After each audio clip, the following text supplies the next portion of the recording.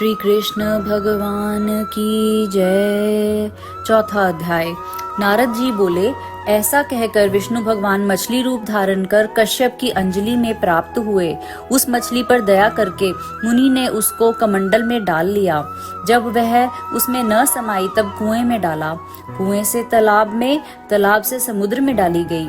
तब मत्स्य रूपधारी भगवान शंखासुर को मारते हुए और अपने हाथ में दबाकर चदरी वन को गए और वहां सब ऋषियों को बुलाकर भगवान बोले कि जल के भीतर वेद निमग्न हो गए हैं, तुम उन्हें ढूंढो और शीघ्रता पूर्वक जल में से निकालकर रहस्य समेत ले आओ। तब तक मैं सब देवताओं समेत प्रयाग में निवास करूंगा। नारद जी बोले, तब तपोबली उन मुनियों ने बीज और यज्ञ मंत्रों सहित वेदों का उद्धार किया। उन ऋषियों में से जिसने जो निकाला वह भाग उसी ऋषि के नाम से प्रसिद्ध हुआ।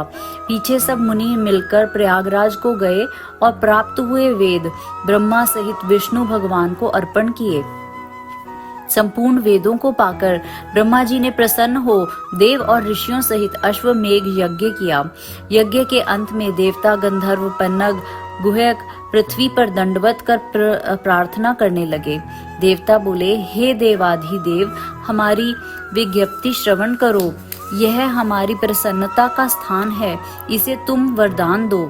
हे रमापते, इन ब्रह्मा जी ने इस स्थान में नष्ट हुए वेद फिर पाए और हमने यज्ञ के भाग प्राप्त किए, इसलिए आपके प्रसाद से यह स्थान पृथ्वी में अत्यंत श्रेष्ठ हो और पुण्य देने वाला हो, और यह महीना भी ब्रह्म हत्या आदि को दूर कर अक्षय फल देने वाला हो।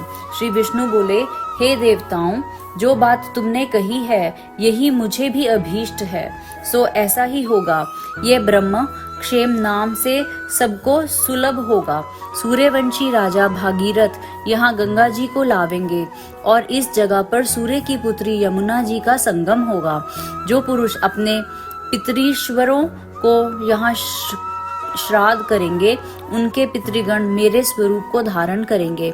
मकर संक्रांति माघ मास में प्रातःकाल स्नान करने से उनके दर्शन मात्र से ही संपूर्ण पाप ऐसे नष्ट हो जाते हैं जैसे सूर्य से अंधेरे का नाश हो जाता है, और उनको मैं सालोक्य, सामीप्य और सारूप्य इन तीनों प्रकार की मुक्ति क्रम से देता हूँ।